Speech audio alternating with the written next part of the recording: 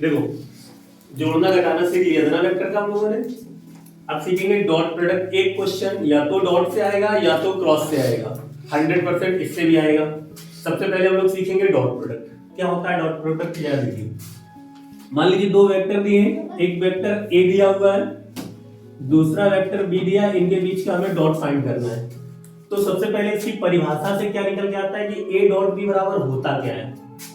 Vector A dot vector B बराबर होता है mod of A mod of B साथ में cos थीटा। ये कहां से हमें पता चलता है, ये इसकी डिफिनीशन होती है।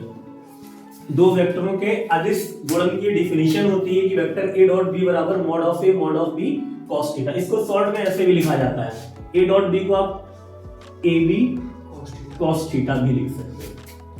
मॉड का मतलब आपको पता है मैग्नीट्यूड होता है, तो मैग्नीट्यूड ऑफ ए मतलब मॉडुलस, परिमाण, कुछ भी आप बोल सकते हैं। ये एक पहला कॉन्सेप्ट हो गया इसकी परिभाषा से वेक्टर ए डॉट बी निकालना। इसके बाद क्या होते हैं, इसके रूल्स केवल देख लीजिए। सारे क्वेश्चंस इस रूल्स पे डिपेंड करते हैं, डॉट प्रोडक्ट हो या क्रॉस प्रोडक्ट हो। सबसे पहले जब बताया जाता है कि दो समान वेक्टरों का डॉट गुणा किया जाता है, दो समान वेक्टर आई का आई से या जे का जे से या के का के से, तो हमें याद करा दिया गया है कि आई का आई से कराओ तो एक आएगा, जे का जे से कराओ तो एक आएगा, के का के से कराओ तो एक आएगा। ये याद कराया गया है, लेकिन हमें ये नहीं पता है कि ये एक आता क्यों है। याद तो है कि आई आई आई इंटू आई एक होता है, जे इंटू जे एक होता है, के इंटू के एक होता है, बट कैसे आता है जरा देख लो। यहाँ डॉट लगा हुआ है, तो इसका मतलब आई डॉट आई का मतलब अगर हम इसको कहें आगे वाले को ए पीछे वाले को बी, तो ये लिखा हुआ है ए डॉट बी, ये तो लिखा हुआ है। और हम जानते हैं कि A dot B is equal to mod of A mod of B और साथ में cos थीटा होता है, ये हमें पता है। ए की जगह लिखा हुआ है आई डॉट बी की जगह लिखा हुआ है आई, तो यहां वैल्यू पुट करोगे तो हो जाएगा आई डॉट आई साथ में, ठीक है ना। एक चीज बताइए, आपने एक्सिस देखे होंगे, जब हम 3D की बात करते हैं तो 3D में ये तीन एक्सिस बनते हैं, X axis, Y axis, Z axis. तीनों एक दूसरे पर परपेंडिकुलर होते हैं, मतलब तीनों के बीच 90 अंश का कोण बनता है। एक्स और वाई के बीच हमेशा 90 अंश का कोण बनेगा, वाई और जेड के बीच 90 अंश का बनेगा, जेड और एक्स के बीच 90 अंश का बनेगा। एक चीज बताइए, एक्स का एक्स के साथ कितने अंश का कोण बनेगा? 0 अंश का बनेगा, कंफर्म है ना। वाई का वाई के साथ, क्योंकि एंगल बनी नहीं रहा, यहाँ से वाई यहाँ से यहाँ पे खत्म ही हो रहा है, तो कोई एंगल बनी नहीं रहा, इसका मतलब 0 डिग्री। तो यहाँ सेम है, तो इसका मतलब यहाँ थीटा की वैल्यू कितनी आएगी? 0 आएगी। तो ये हो गया आपका I dot I into cos 0। Cos 0 का वैल्यू हमें पता है 1 होती है। ये आया आई डॉट आई, ये मैग्नीट्यूड है, मॉडुलस है, इसका मॉडुलस निकालोगे तो 1 आएगा। कैसे निकालेंगे? मॉड निकालने का तरीका होता है सभी के गुणांकों का स्क्वायर करके जोड़ देते हैं। तो यहाँ आई का गुणांक कितना है? 1, तो 1 का स्क्वायर 1। यहाँ पर भी आई का गुणांक कितना है? 1, 1 का स्क्वायर 1, 1 का गुणा 1 से किया कितना आया? 1, 1 का गुणा फिर 1 से किया कितना आया? 1। ये देखिए आई इंटू आई की वैल्यू हम लोगों ने कितने निकाली? 1। ये ऐसे आता है, बस हमें अभी तक याद कराया गया कि आई इंटू आई 1 होता है, लेकिन कैसे होता है? ऐसे हम कहेंगे जे इंटू जे प्रूव कर सकते हो, यहाँ जे जे आ जाएगा, कॉस की वैल्यू 0 ही आएगी, आपको पता है, यहाँ से वैल्यू 1 आएगी, मॉडुलस है तो इसका मतलब 1 आएगा। कोई दिक्कत? बात करते हैं सेकंड कॉन्सेप्ट की, सेकंड रूल की। यहाँ पर जब दो समान वेक्टरों का गुणा कराया जाता है तो 1 मिलता है, जब दो असमान वेक्टरों का गुणा कराया जाता है तो कितना मिलता है? 0 मिलता है। और ये भी हमें याद कराया गया है, लेकिन अब आप प्रूफ कर सकते हैं इसको। सेम कॉन्सेप्ट से यहाँ आई आ जाएगा, यहाँ जे आ जाएगा, एंगल कितना हो जाएगा? आई और जे की बात करें, एक्स जो होता है वो डिनोट करता है आई वेक्टर को, वाई जो होता है डिनोट करता है जे वेक्टर को, और जो जेड होता है वो डिनोट करता है के वेक्टर को। तो बताइए आई और जे के बीच कितना अंश का कोण बनेगा? 90। तो यहाँ cos 90 हो जाएगा, cos 90 की वैल्यू 0, तो 0 को मल्टीप्लाई कहीं पे भी करेंगे क्या आ जाएगा? 0। तो हमें पता चल गया कि दो असमान वेक्टरों का डॉट प्रोडक्ट हमेशा कितना होता है? 0। कोई दिक्कत है? किसी को भी दो इन कॉन्सेप्ट्स में 1 2 और एक इंप्रूवमेंट, कोई दिक्कत?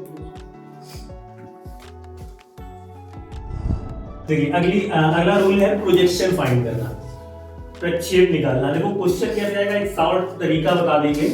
क्वेश्चन लिखा होगा कि एक कोई वेक्टर दिए होंगे, दो वेक्टर दिए होंगे, एक दिया होगा वेक्टर ए और साथ में दिया होगा वेक्टर बी। क्वेश्चन होगा ए का बी की दिशा में प्रोजेक्शन निकालिए। जिसकी दिशा में पूछा जाए, जिसकी साइड में पूछा जाए, प्रोजेक्शन उसका निकालना होता है।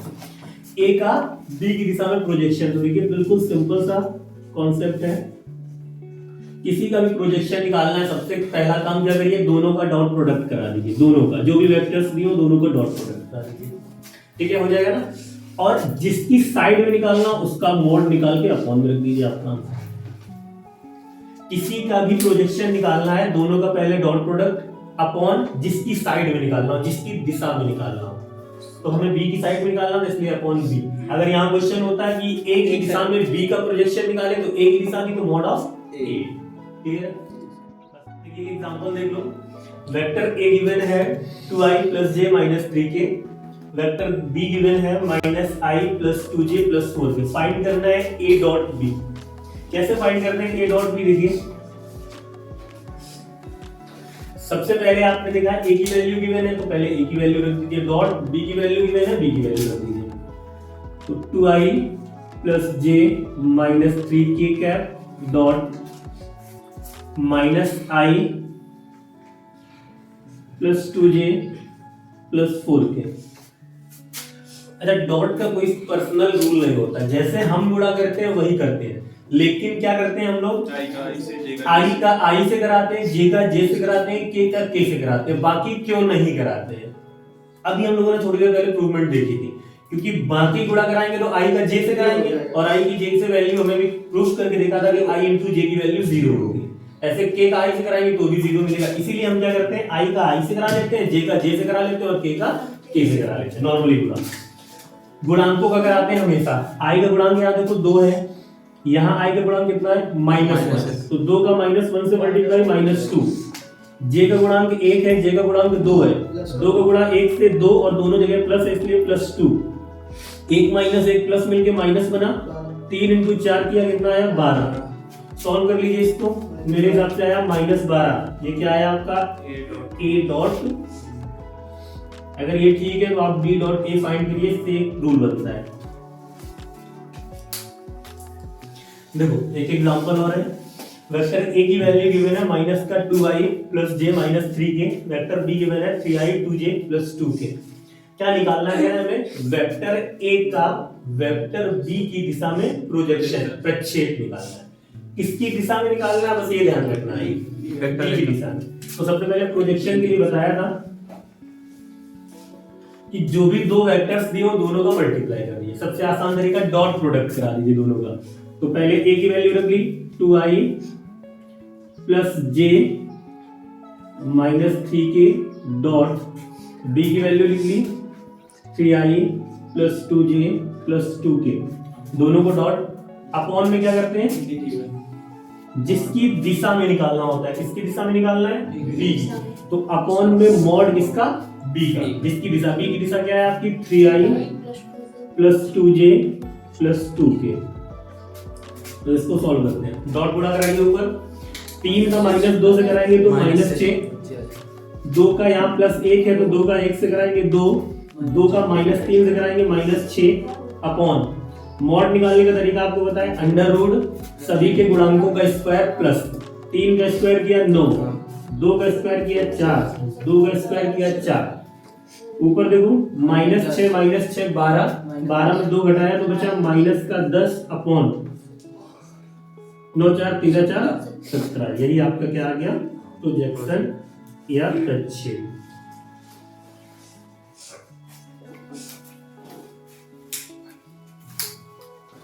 वेक्टर a गिवन है i - 2j + 3k, vector b given है 3i - 2j + k। क्या करना है आपको, इन दोनों वेक्टरों के बीच का कोण निकालिए। देखिए क्वेश्चन 2-3 तरीके से पूछा जाता है एग्जाम में।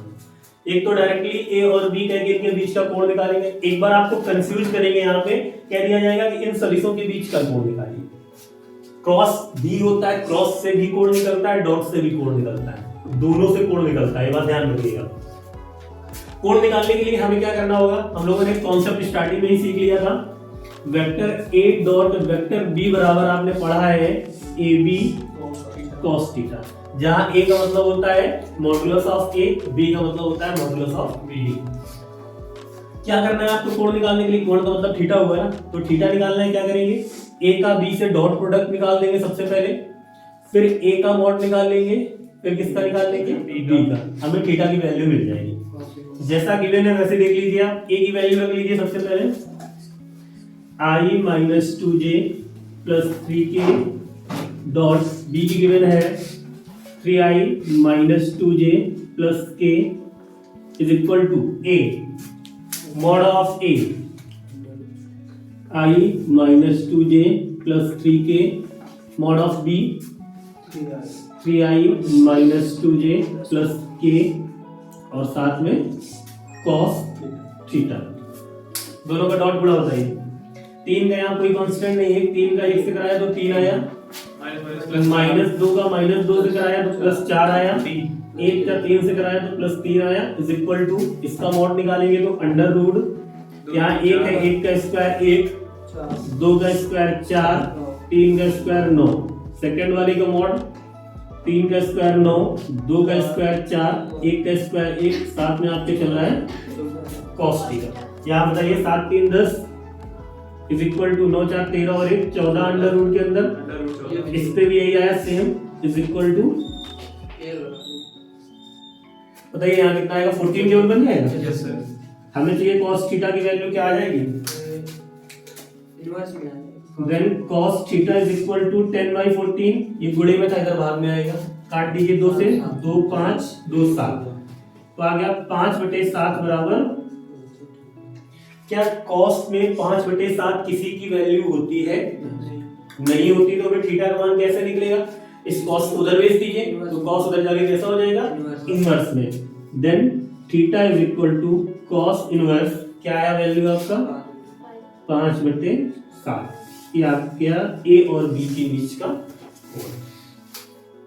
एग्जाम में पूछा गया इंपॉर्टेंटली, क्या क्वेश्चन है, सिद्ध कीजिए mod of A plus B equal में mod of A minus B, proof क्या करना है, ये दोनों कैसे होंगे, लंब, लंब कैसे प्रूफ करेंगे, देखिए लास्ट में कंडीशन निकल आएगी लंब की क्या होती है, देख लेते हैं पहले। लंब प्रूफ करने के लिए हमें पता है लंब कब होंगे, मान लीजिए ये 2 वेक्टर है, एक्सिस है आपके, 3 वेक्टर बने हुए, 3 एक्सिस है, एक्स वाई और, हमने कहा कि एक्स वाई लंब कब होंगे, आप ये बताइए यहाँ पर, एक्स और वाई लंब कब होंगे, लंब का मतलब इनके बीच का एंगल कितने अंश का होना चाहिए, 90 डिग्री का।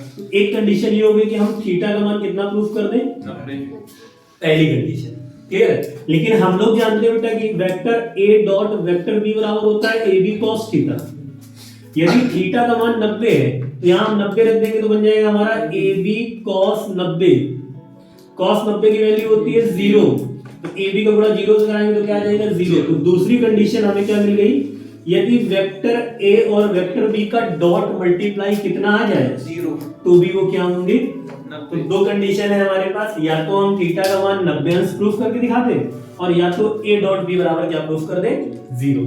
यहां तक समझ में आया ना, देखिए मॉड हटाने के लिए क्या करेंगे, इसका हम सेल्फ मल्टीप्लाई कर देंगे या पूरे का होल स्क्वायर कर देंगे। सेल्फ मल्टीप्लाई का मतलब इसी का इसी से गुणा करा दीजिए आप, क्या बन जाएगा vector a plus vector b, पहले होल स्क्वायर करा दे रहे हैं दोनों तरफ,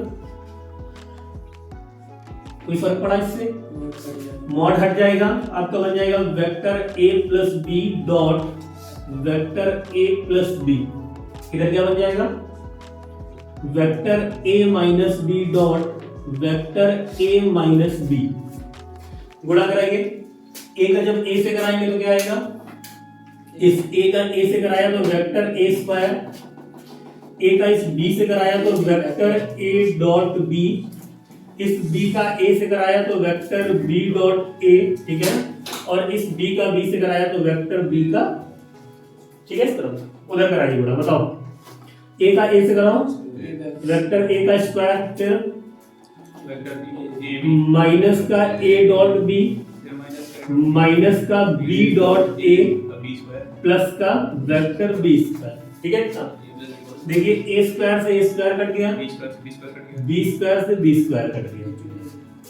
अभी हम लोगों ने पढ़ा था कि वेक्टर a डॉट b बराबर b डॉट a होता है, मतलब b डॉट a को भी हम a डॉट b लिख सकते हैं, तो ये बन गया vector a dot b plus vector a dot b, ऐसे इधर चलिए minus a dot b minus a dot b, ये कैसे पता चला, हम जानते हैं vector a dot b is equal to क्या होता है b डॉट a, ठीक है। A dot B plus A dot B, कितने ए डॉट बी हो गए? 2 ए डॉट बी। ऐसे इधर क्या हो गया? माइनस का 2 ए डॉट बी। ये माइनस का इधर ले आइए, कैसा हो जाएगा? कितने हो जाएंगे? 2 plus 2 directly A dot B plus 2 A dot B, और इधर क्या बचा आपका? कितना हो गया ये? 4 A dot B is equal to 0। 4 गुणे में उधर किस पे जाएगा? भाग में। तो 0 में भाग 4 कर देंगे, कितना आएगा? 0। कितना निकल आया आपका? 0। वेक्टर ए डॉट बी बराबर कितना आ गया? 0। तो यही तो कंडीशन थी, यदि ए और बी का डॉट प्रोडक्ट कितना आ जाए? 0, तो वेक्टर कैसे होंगे? लंब होंगे। तो आप लास्ट में लिख सकते हैं कि अतः vector A perpendicular on vector B.